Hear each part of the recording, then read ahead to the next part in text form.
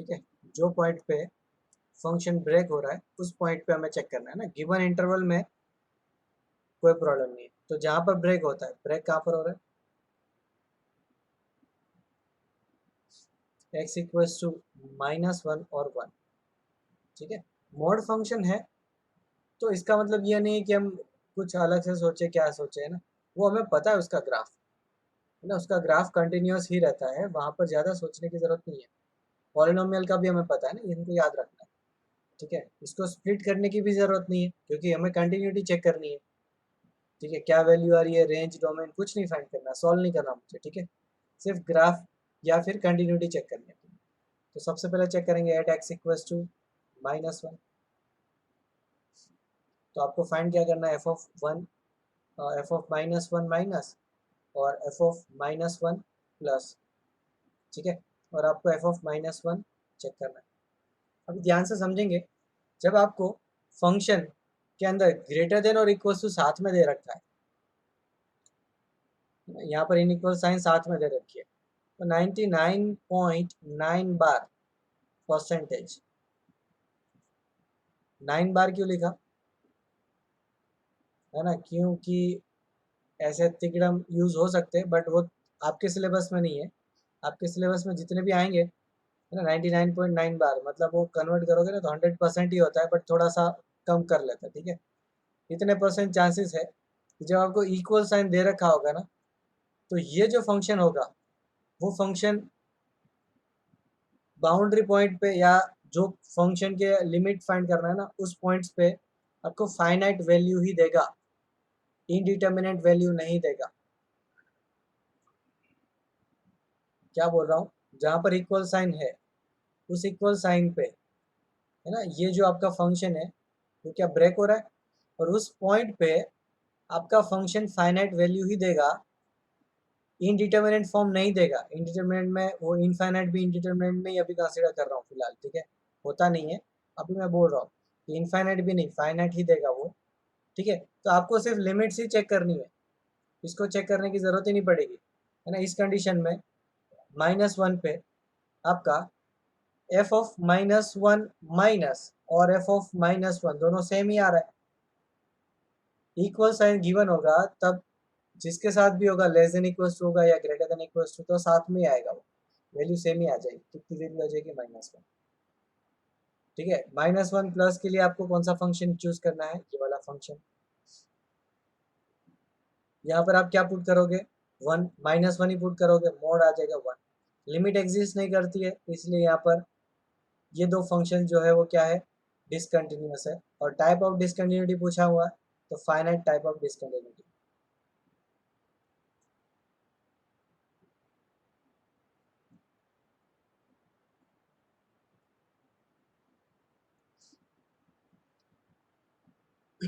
अभी मुझे चेक करना है एट एक्स इक्वल्स टू 1। क्या चेक करेंगे, एफ ऑफ 1 प्लस और एफ ऑफ 1 माइनस। ठीक है, एफ ऑफ 1 चेक करने की जरूरत नहीं क्योंकि वो 1 प्लस के साथ ही आ जाएगा।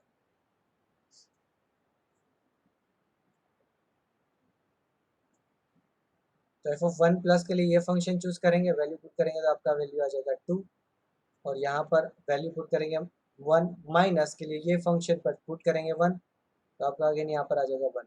तो यहाँ पर भी फाइनाइट टाइप बन रहा है, फाइनाइट टाइप ऑफ डिसकंटिन्यूटी।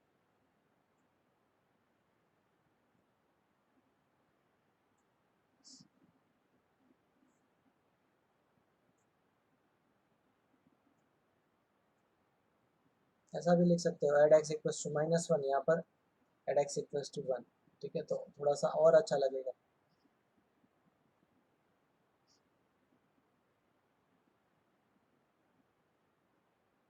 कोई भी डाउट है किसी को, लास्ट क्लास में और यहाँ पर जो किया एग्जाम्पल, सारे सिंपल सिंपल एग्जाम्पल्स, थोड़ा सा चेंज करेंगे। देखते हैं example 14। Show that the function has non removable discontinuity at x equals to 0। अब बोल दिया है नॉन रिमूवेबल डिसकंटिन्यूटी, क्या मतलब होता है, इसका मतलब ये होता है कि लिमिट एग्जिस्ट नहीं करती है।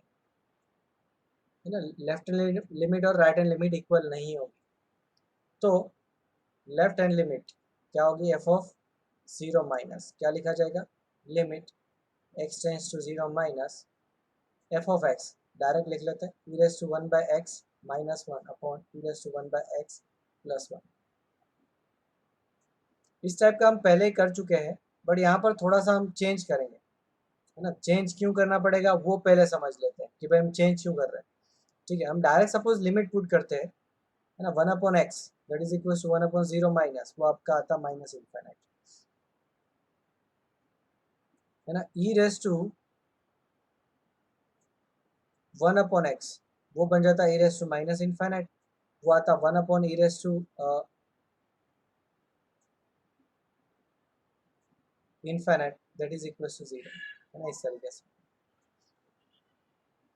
ओके, कोई भी डाउट यहाँ तक चेक कर लो, है ना। ये प्रोसेस ऑलरेडी मैं फंक्शन चैप्टर से पढ़ाते आ रहा हूँ, है ना। मैंने उस टाइम पे भी बोला था आपका लिमिट आधा खत्म हो जाएगा, आपकी फीलिंग होनी चाहिए भी कर क्या रहे, फंक्शन, लिमिट, कंटिन्यूटी, सब जगह पर कॉन्सेप्ट रिपीट हो रहा है।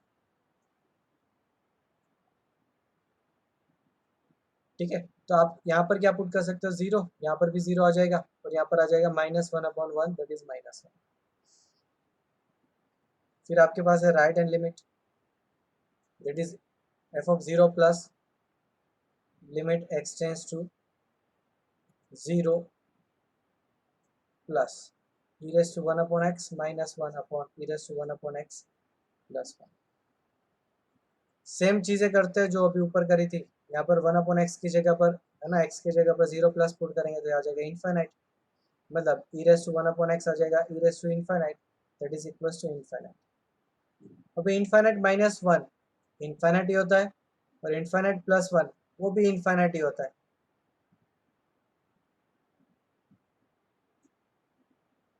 ठीक है, इन्फाइनाइट माइनस वन और इन्फाइनाइट प्लस वन, तो ये फॉर्म आएगा इन्फाइनाइट बाई इन्फाइनाइट,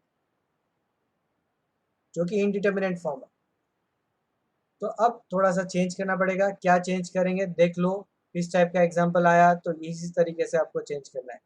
मैं न्यूमरेटर में e raise to one upon x से मल्टीप्लाई करूँ और डिनोमिनेटर में भी e raise to minus one upon x से डिवाइड करूँ, तो मेरे पास ये कन्वर्ट हो जाएगा limit x tends to zero plus one minus e raise to minus one upon x upon one plus e raise to minus one upon x.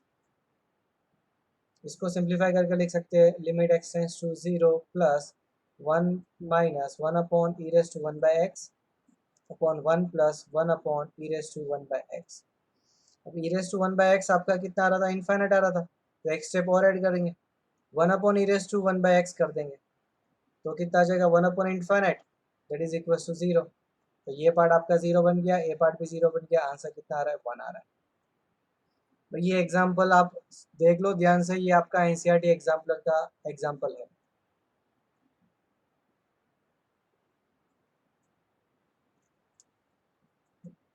Board में पूछा जा सकता है,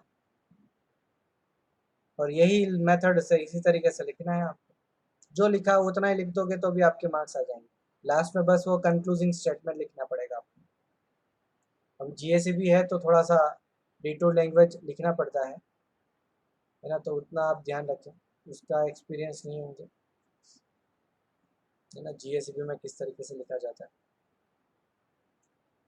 ना मैंने कभी पहले भी प्रैक्टिस करवाई और अभी भी कोई आइडिया नहीं है कि एग्जाम पेपर में किस तरीके से लिखवाया जाता है। ठीक है, बट यही लिखना है आपको कुल मिला के ना, थोड़ा सा आपका लैंग्वेज और चेंज कर लेना। तो अभी लेफ्ट हैंड लिमिट और राइट हैंड लिमिट दोनों फाइनाइट है और इक्वल नहीं है ना, तो हम लास्ट में कंक्लूड कर सकते हैं कि कौन सा टाइप है नॉन रिमूवेबल, बट कौन सा finite type of non removable discontinuity.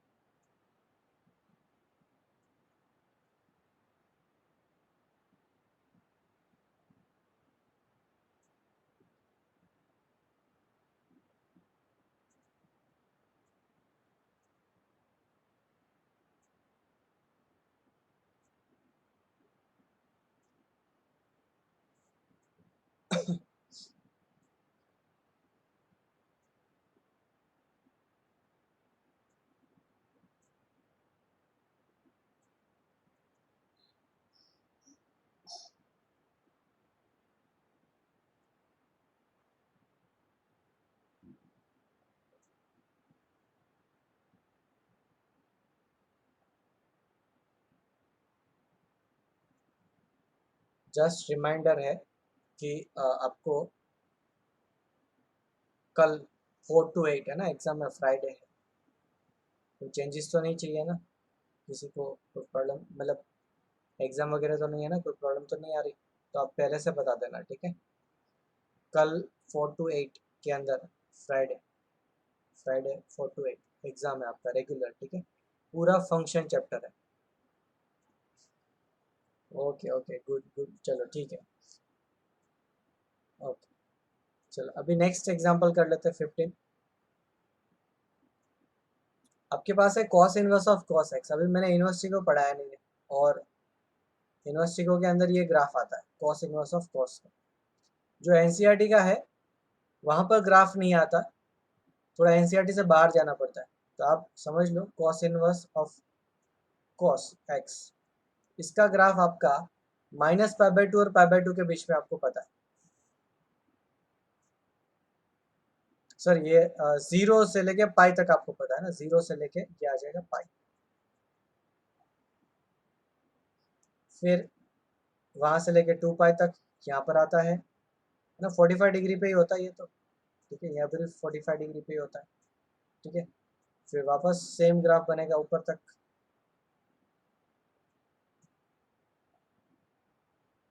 फिर वापस रिपीट करेगा, है ना। इसका पीरियड होता है 2 पाई। तो अभी 2 पाई के इंटरवल में आप आगे भी एक्सटेंड करो, पीछे भी एक्सटेंड कर दो, तो ये कॉस एक्स, एक्स आपका अभी यहाँ पर कोई भी वैल्यू हो सकता है, कोई फर्क नहीं पड़ेगा, ठीक है। जो एनसीईआरटी के अंदर है वो 0 से पाई तक ही गिवन है कि that is equal to x for x belongs to 0 to pi, ठीक है। अब इसके आगे आपको नहीं पता, और मैंने पढ़ाया भी नहीं है ना, यूनिवर्सिटी के अंदर वो भी पढ़ाया जाता है जेडब्ल्यू के लिए, ठीक है। तो वो वाला पार्ट हो सकता है कि थोड़ा सा यूज आ जाएगा, तो थोड़ा इंट्रोडक्शन और हम डिटेल में करेंगे डिफ्रेंशिएशन में, बट यूज आएगा तो ही, ठीक है, बहुत कम ही यूज है उसका। आप इसका ग्राफ समझे, कुल मिला के इसका ग्राफ क्या है, कंटिन्यूस है। यहाँ पर डोमेन क्या है, आर है। सिर्फ इतने पार्ट के लिए आपको एनसीईआरटी के अंदर है प्रॉपर्टी, ठीक है। मैं इसको जनरल बोल रहा हूँ, है ना, तो जनरल ग्राफ इस तरीके से बनेगा ये।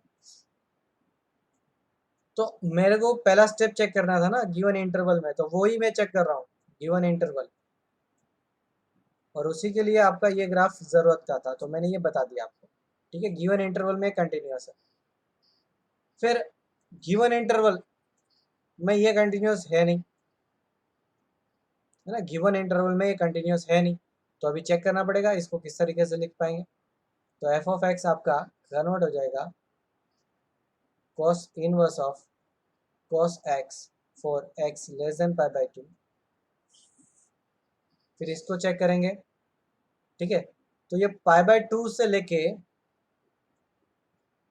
ऐसा लिखता हूँ, π/2 से लेके 2 तक, है ना, यहाँ तक। अभी मैं स्प्लिट कर रहा हूँ, मैं किसकी बात कर रहा हूँ, इसकी बात कर रहा हूँ। π/2 होता है 1.57, ठीक है, अप्रोक्स। तो वहां से लेके 2 तक इसका ग्रेटेस्ट इंटीजर पार्ट कितना होगा, 1 होगा, तो इसको लिख सकते हैं π-1। फिर आगे 2 से लेके 3 तक ये ग्रेटेस्ट इंटीजर पार्ट कितना बन जाएगा, 2 बन जाएगा, तो 2π-1। फिर सिमिलर, है ना, ये आ जाएगा 3 पाई, एंड सो ऑन, है ना, ये फिक्स, ये इनफाइनाइट तक जाएगा, जहां तक हम देखेंगे वहां तक। अभी पूछा हुआ है find the jump of discontinuity, इसका मतलब ये यही है कि ये आपका कंटिन्यूस नहीं है। तो ये इंटीग्रल पॉइंट तो मिल गए मुझे कि इंटीग्रल पॉइंट पे कंटिन्यूस नहीं है, ब्रेक हो रहा है। अब मुझे सिर्फ π/2 पे चेक करना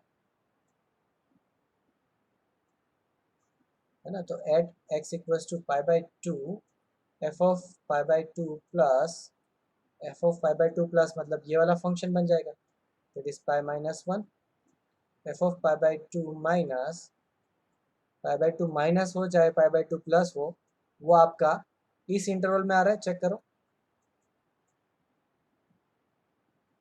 है ना, इस इंटरवल में आ रहा है, तो इसका आंसर कितना होता है, x होता है। ये आपके एनसीईआरटी का पार्ट है। तो x मतलब x लिखेंगे, और लिखेंगे क्या, π/2।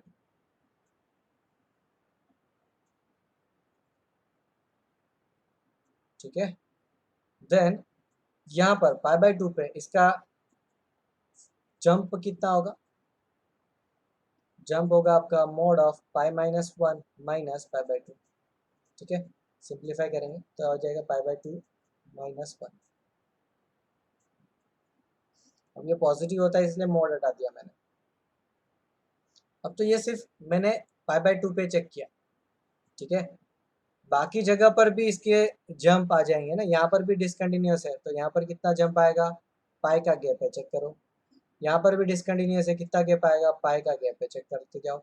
आगे भी पाई का ही गैप आएगा, तो हम आगे के लिए बोल सकते हैं jump equals to pi for all x belongs to 2 3 4 5 dot dot dot. जैसे इंटीग्रल वैल्यू मैंने इस तरीके से लिखा हुआ है, ठीक है। सेट पूरा नहीं बना है, मतलब वो इस टाइप से सेट लिखा हुआ है मैंने, ठीक है। इंटीग्रल 2 3 4 5 इंटीग्रल पॉइंट्स पे ही ये डिसकंटिन्यूस होगा, और वो सारे पॉइंट्स पे जंप कितना होगा, पाई होगा, ठीक है। तो दो आंसर है जंप के लिए।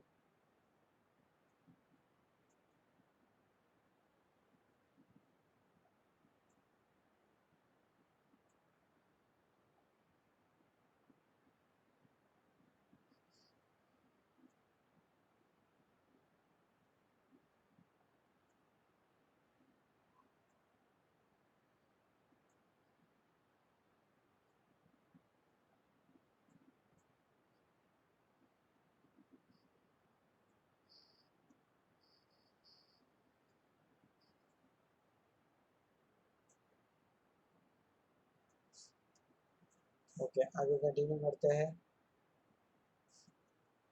नेक्स्ट एग्जांपल है हमारे पास, find the point at which the function is not continuous. है बड़ा सिंपल एग्जांपल है, ठीक है। इसको लिख सकते हैं 1 upon fractional part of x. और फ्रैक्शनल पार्ट ऑफ एक्स कहाँ पर डिसकंटिन्यूस होता है और डिनोमिनेटर कहाँ पर जीरो होता है, ठीक है। दोनों चीज़ें आपको हटानी पड़ेगी। तो यहाँ पर दोनों ही सॉल्यूशन, कहाँ पर ये डिसकंटिन्यूस होता है और कहाँ पर ये जीरो होता है, दोनों कॉमन वैल्यू है, that is x belongs to I. Integral point पे ही ये डिसकंटिन्यूस होता है और इंटीग्रल पॉइंट पे ही ये जीरो होता है, दोनों चीज़ें आपने हटा दी, ठीक है। Then function is not continuous at x equals to i या x belongs to I.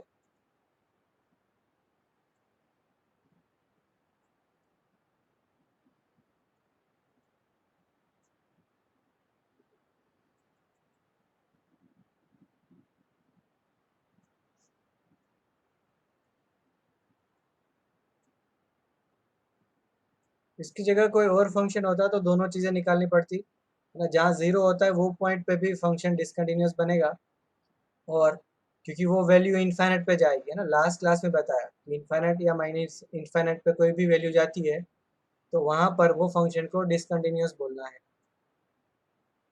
Limit के अंदर थोड़ा सा अलग था, कंटिन्यूटी के अंदर अलग है, ठीक है। दोनों चीज़ों को ध्यान रखना है, थोड़ा सा समझोगे तो भी आपको समझ में आ जाएगा कि वहाँ तक हम ग्राफ को हम बोल ही नहीं सकते, देख ही नहीं सकते, ऑब्जर्व ही नहीं कर सकते, इस वजह से उस पॉइंट पे हमें जाना ही नहीं है। चलो नेक्स्ट एग्जांपल। नेक्स्ट एग्जांपल नहीं, हमारे पास कुछ प्रॉपर्टीज है।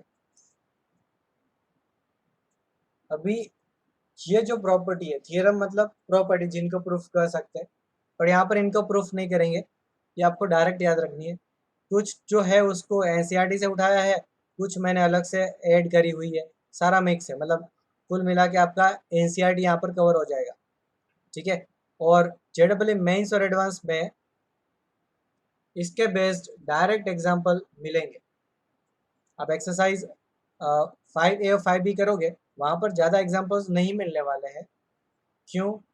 क्योंकि जनरली कंटिन्यूटी और डिफरेंशिएबिलिटी का एग्जांपल मिक्स्ड बनता है, तो डिफरेंशिएबिलिटी के अंदर भर भर के एग्जांपल्स आएंगे आपके पास, इस चैप्टर में कम होंगे, ठीक है। उसका रीज़न ये है क्योंकि मिक्स एग्जांपल होता है, तो पहले पूछने का कोई फ़ायदा नहीं है, बाद के चैप्टर में पूछने का बेनिफिट है क्योंकि ये आपको ऑलरेडी कर चुके हैं। बट ये डायरेक्ट वर्बल एग्जाम्पल होता है कि आपको गिवन होगा, suppose a for g be two real function continuous at a real number a, ऐसा गिवन होगा और 4 ऑप्शन होंगे, then which of the following is correct, है ना। 4 ऑप्शन में से कुछ भी होगा, कुछ भी लैंग्वेज होगी, बट इसमें से कुछ सिलेक्टिव लैंग्वेज, जैसे यहाँ पर है कि 2 फंक्शन आपके पास कंटिन्यूस है, तो उनका सम करे, डिफरेंस करे, प्रोडक्ट करे, डिवीजन करे, है ना, वो क्या रहेंगे, कंटिन्यूस रहेंगे। जब डिवीजन करे बस इतना ध्यान रखना है कि डिनोमिनेटर 0 नहीं होना चाहिए इस गिवन पॉइंट पे, है ना, मतलब आपको g of a is not equal to 0 ये होना चाहिए, ठीक है, इसका ध्यान रखना।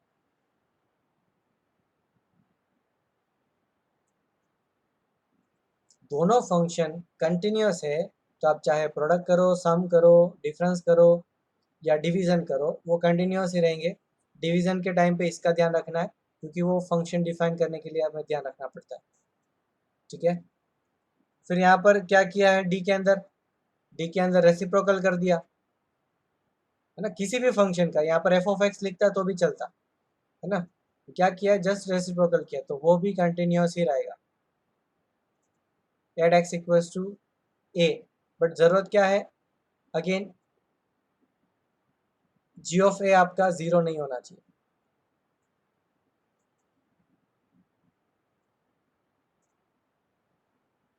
दोनों फंक्शन कंटिन्यूस है तो ये भी आपका कंटिन्यूस ही हो जाएगा। बस रिक्वायरमेंट क्या है कि ये एक्स इक्वल्स टू ए पे ये फंक्शन डिफाइन होना चाहिए, वो पता चल जाएगा कि फंक्शन डिफाइन है या नहीं है, ठीक है। तो ध्यान रखना है, दो फंक्शन कंटिन्यूस है तो multiply, divide, subtract, add, reciprocal, composite करोगे इन दोनों को तो सारे ही कंडीशन में वो कंटिन्यूस ही रहते हैं। इसके ऊपर हम डायरेक्ट एग्जांपल सॉल्व कर पाएंगे, कुछ एग्जांपल प्रैक्टिस करेंगे आगे। सपोज दोनों में से एक, है ना, सेकंड, दोनों में से एक आपका कंटिन्यूस है और एक आपका डिसकंटिन्यूस है, कोई सा भी हो सकता है, फर्क नहीं पड़ेगा।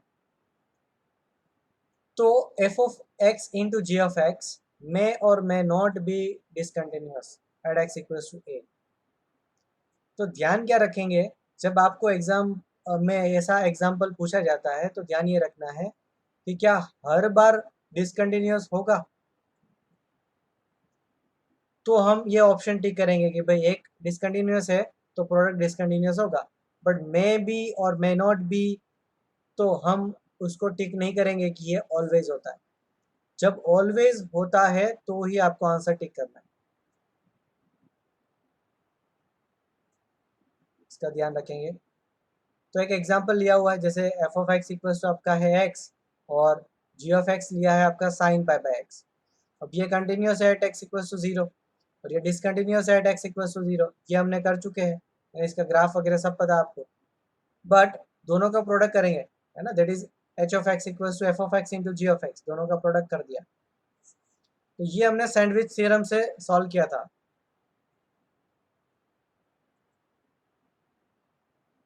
ठीक है ना, सैंडविच थ्योरम से सॉल्व किया था, इसका वैल्यू कितना आता है, 0 आता है एट एक्स इक्वल्स टू 0, इसका ध्यान रखेंगे।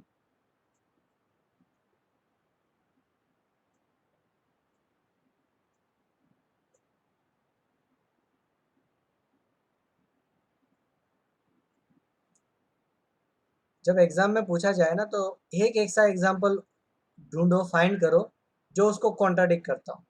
मतलब हमें एग्जाम के अंदर ऑप्शंस को प्रूफ करना है इसी पर्टिकुलर एग्जाम्पल के अंदर, तो हम ऐसा फंक्शन फाइंड करेंगे जो कि उसको रॉन्ग प्रूफ कर रहा है, और ऐसा हम कभी फाइंड ही नहीं कर पाएंगे। कोई भी ऐसा फंक्शन आपके पास दिमाग में नहीं आया तो फिर वो करेक्ट होगा। बट उसके लिए आपकी जो सोच है, आपके पास जो एग्जाम्पल का कंटेंट है वो थोड़ा वास्ट होना चाहिए, ठीक है, सारा ही कवर होना चाहिए। तो हम ये तीनों चैप्टर्स कर लेंगे ना तो आपके पास इनफ कंटेंट आ जाएगा ना, डोंट वरी। तो अब पहले क्या किया था, दोनों ही कंटिन्यूस था, दोनों में से एक कंटिन्यूस एक डिसकंटिन्यूस है, अब दोनों ही डिसकंटिन्यूस है। जब दोनों ही फंक्शन डिसकंटिन्यूस होंगे at a given point x equals to a, तो यहाँ पर प्रोडक्ट और सम और डिफरेंस, डिवीजन की बात नहीं कर रहे हम लोग, ठीक है, सिर्फ प्रोडक्ट और सम और डिफरेंस मे और may not be discontinuous at x equals to a, इसको ध्यान रखना है। ठीक है, एक एग्जांपल लिया है एफ ऑफ एक्स और जी ऑफ एक्स। अब यहाँ पर प्रोडक्ट वाला यूज़ किया, मैं सम वाला आपको बताता हूँ, f of x plus g of x. तो नेगेटिव सॉरी पॉजिटिव के लिए ऐड करेंगे तो आपको मिल जाएगा 0, और नेगेटिव के लिए ऐड करेंगे तो भी आपको कितना मिल जाएगा 0। तो f of x plus g of x is always 0। तो 0 इज अ कांस्टेंट पॉलिनोमियल, है ना, 0 पॉलिनोमियल, तो वो आपका कंटिन्यूस ही रहता है। और प्रोडक्ट करेंगे तो आपको मिलेगा ऑलवेज -1, तो वो भी ऑलवेज कंटिन्यूस रहेगा for x belongs to are.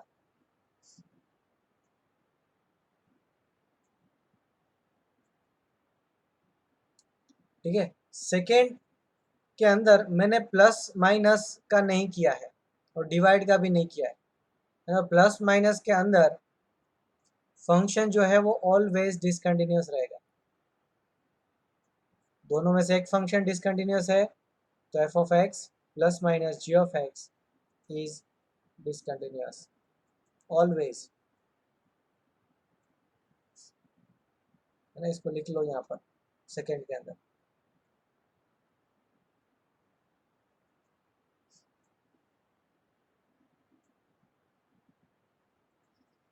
अभी बोला हुआ है अ कंटिन्यूस फंक्शन उस domain is close must have a range also in close interval. मतलब आपका कोई फंक्शन है, उसका डोमेन दे रखा है 2 से 5, तो 2 के लिए कुछ ना कुछ वैल्यू तो होगी ना उसकी, 5 के लिए भी कुछ ना कुछ वैल्यू तो होगी ना उसकी। तो जो वैल्यू रहेगी वो भी क्लोज इंटरवल में आएगी, बस इसका ध्यान रखना है ना, ओपन में नहीं आएगी।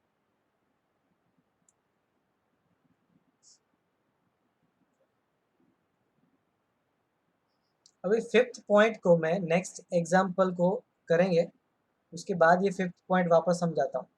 ठीक है, फिफ्थ पॉइंट ऐसे डायरेक्ट रीड करेंगे थोड़ा कॉम्प्लिकेटेड है, नेक्स्ट एग्जाम्पल करते हैं, उसके बाद वापस मैं ये फिफ्थ पॉइंट आपको समझाऊंगा। ठीक है, क्या है मेरे पास एग्जाम्पल नेक्स्ट, कि आपको एफ ऑफ एक्स और जी ऑफ एक्स गिवन है। Discuss the continuity of g of x, sorry f of x, g of x and g of f of g of x. तो f of x discontinuous कहाँ पर होगा, जहाँ पर denominator आपका 0 हो रहा है, discontinuous at x equals to 1। G of x आपका डिसकंटिन्यूस कहाँ पर होगा, एट एक्स इक्वल्स टू 2। अभी मेरे को ये चेक करना है, तो अभी फिलहाल मैंने वो लास्ट पॉइंट फिफ्थ पॉइंट समझाया नहीं है, तो उसके लिए थोड़ा बेसिक प्रोसेस कर लेते हैं। F of g of x find करना है, तो f of g of x आपके पास कितना है, 1/x-2। तो x की जगह पर पुट करेंगे x-2 प्लस 1/x-2 -1। सिंप्लीफाई करेंगे, एलसीएम ले लेते हैं, तो आपके पास आ जाएगा x-1/3 - x। अभी ये फंक्शन है पूरा, अभी ये जी ऑफ एक्स है या g of f of x है क्या, या f of g of x है, उससे फर्क नहीं पड़ता। ये जो पूरा फंक्शन है वो यहाँ से आप देख पाओगे कि वो x इक्वल्स टू 3 पे डिसकंटिन्यूस है।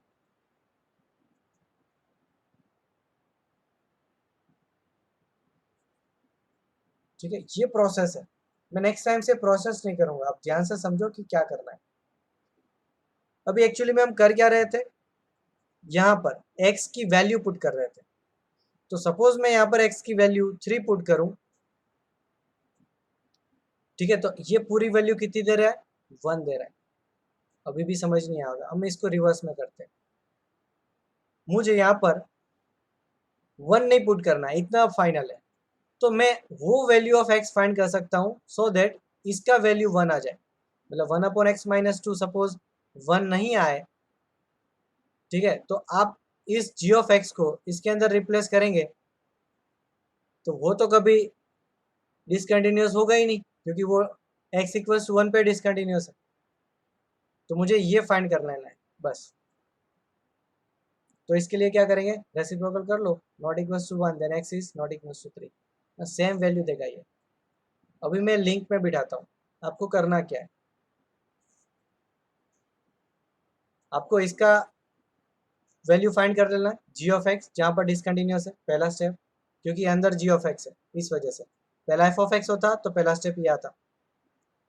फिर दूसरा स्टेप ये है कि ये कहाँ पर डिसकंटिन्यूस हो रहा है ना, वो आपका दूसरा स्टेप है।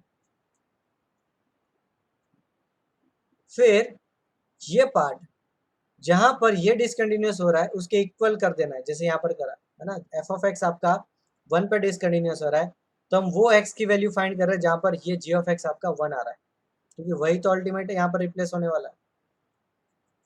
ठीक है, इसको सॉल्व करने की ज़रूरत नहीं है ना, ये दोनों तो डायरेक्ट दिख जाएंगे, ये आप इजीली कर पाओगे। तो एक्सरसाइज 1 का 18 आप वापस सब लोग सॉल्व कर लेंगे। अब आप इस मेथड का यूज़ करेंगे जो अभी मैंने बताई। ये होमवर्क नहीं है बेटा, ये सिर्फ समझने के लिए है, आप समझ जाओगे वहां से। वही चीज़ लिखी थी यहाँ पर 15 में, आप समझाने की ज़रूरत नहीं है ना। आपको कंपोजिट फंक्शन को कंटिन्यूस चेक करना है, तो हम क्या करेंगे, सारे पॉइंट जहाँ पर जी ऑफ एक्स डिसकंटिन्यूस है वो चेक करेंगे। फिर at a point where g of x equals to a, मतलब ए कहाँ से आया, where x equals to a is a point of discontinuity of the function f of x. तो जहाँ पर एफ ऑफ एक्स डिसकंटिन्यूस है वो point भी लेना है, जी ऑफ एक्स जहाँ पर डिसकंटिन्यूस वो भी लेना है, और एफ ऑफ एक्स सपोज ए पे डिसकंटिन्यूस है तो उसको जी ऑफ एक्स के इक्वल करके वो पॉइंट भी लेना है, आपको तीनों जगह से सॉल्व करना है।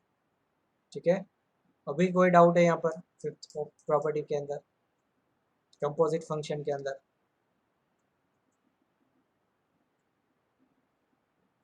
अल्टीमेटली हमारा टारगेट क्या है, टाइम कम करना है ना। ये प्रॉपर्टीज पढ़ के हम क्या कर रहे हैं, सिर्फ टाइम कम कर रहे हैं बस, और कुछ भी नहीं। चलो देन नेक्स्ट एग्जांपल है हमारे पास।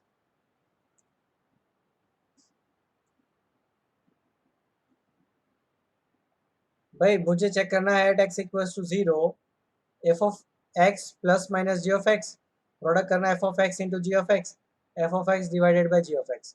तो उसके लिए सिर्फ इतना चेक करो कि 0 पे ये क्या हो रहा है, दोनों फंक्शन कंटिन्यूस है या तो डिसकंटिन्यूस है। 0 पे, 0 प्लस पे एफ ऑफ 0 प्लस और F of 0 minus, f of 0 plus पे ये वैल्यू देगा 0 और 0 माइनस पे वैल्यू दे देगा -1। ध्यान से समझे ना, 0 माइनस मतलब नेगेटिव आ चुका है, और नेगेटिव नंबर का ग्रेटेस्ट इंटीजर पार्ट आपका -1 पे चला जाएगा। बात को समझ पा रहे हो? फिर signum function g of x, g of 0 plus पे आ जाएगा आपके पास 1, और जी ऑफ 0 माइनस पे आ जाएगा आपके पास -1।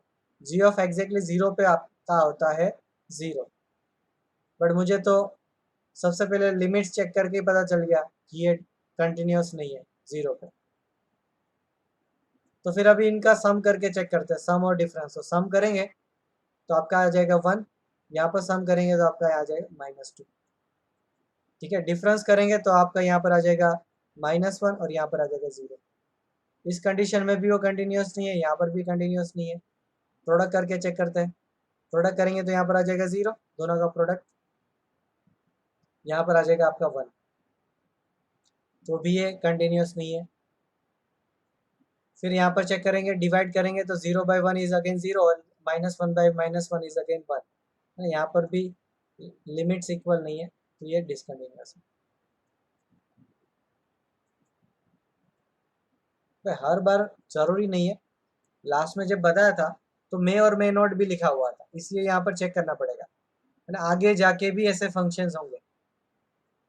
ठीक है, कि जिसके अंदर आपको चेक करते जाना पड़ेगा। हो सकता था कि यहाँ पर 0 आ रहा है और यहाँ पर आपका 0 आ रहा हो सपोज, तो ये तो दोनों ही एफ ऑफ एक्स और जी ऑफ एक्स दोनों ही डिसकंटिन्यूस है, या फिर यहाँ पर प्लस कर लो +1, तो इनका सम कंटिन्यूस हो जाएगा क्योंकि 1 1 आंसर देगा, प्रोडक्ट 0 0 देगा, डिवीजन गलत हो जाएगा।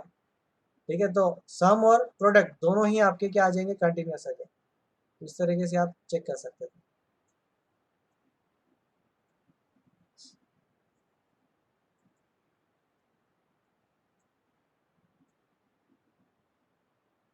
कोई भी डाउट यहाँ तक?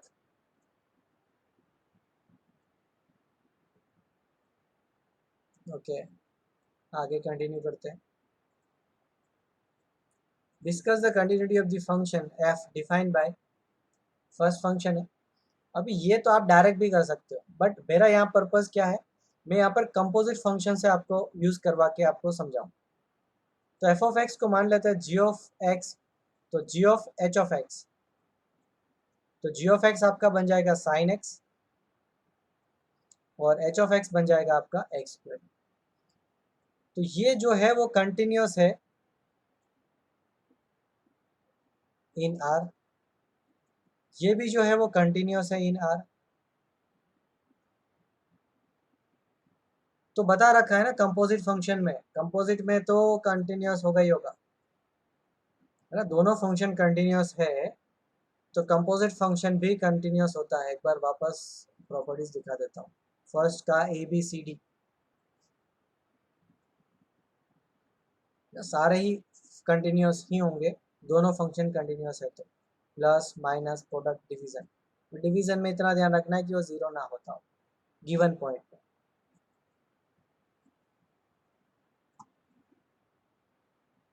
और लास्ट में आ गया आपका e, that is continuous at x equals to a, जब आप कंपोजिट बनाओगे। तो हम यहाँ पर बात किसकी कर रहे हैं, कंपोजिट की बात कर रहे हैं, ठीक है। तो इसको ध्यान रखना है, ई को ध्यान रखना है।